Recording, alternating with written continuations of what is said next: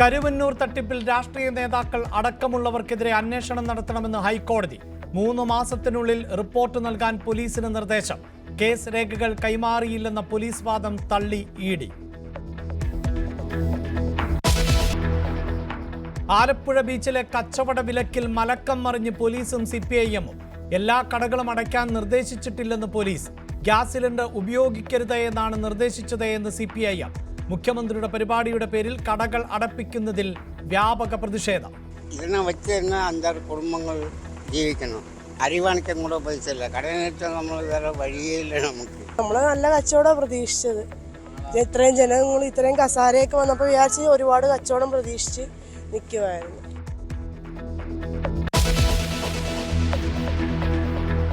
മുഖ്യമന്ത്രിയുടെ chief principal secretary KM എബ്രഹാമിനെതിരെ CBI അന്വേഷണം. വരവിൽ കവിഞ്ഞ സ്വത്ത് സമ്പാദിച്ചെന്ന ആരോപണത്തിൽ അന്വേഷണത്തിന് ഉത്തരവിട്ട് ഹൈക്കോടതി.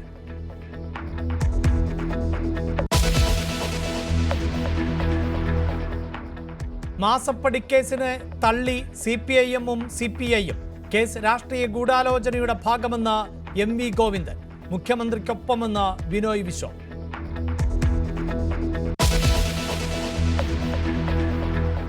കോവിഡ് രോഗിയെ ആംബുലൻസിൽ പീഡിപ്പിച്ച കേസിൽ പ്രതിക്ക് ജീവപര്യന്തം. ആംബുലൻസ് ഡ്രൈവർ നൌഫലിനെ ശിക്ഷിച്ചത് പത്തനംതിട്ട പ്രിൻസിപ്പൽ സെഷൻസ് കോടതി. പീഡനം നടന്നത് 2020 സെപ്റ്റംബറിൽ.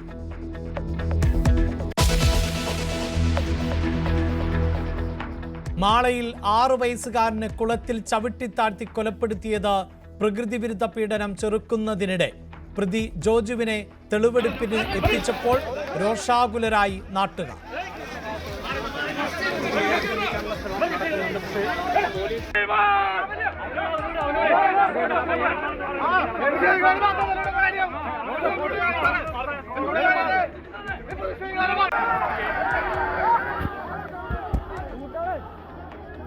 കുളത്തിൽ നിന്ന് രക്ഷപ്പെട്ട കുട്ടിയെ വീണ്ടും തള്ളിയിട്ടെന്ന് മൊഴി.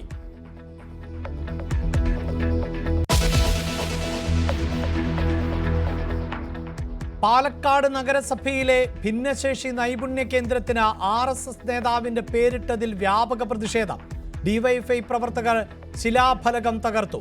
പ്രതിഷേധവുമായി യൂത്ത് കോൺഗ്രസും. തറക്കല്ലിടയിൽ നടന്നത് പോലീസ് കാവലിൽ.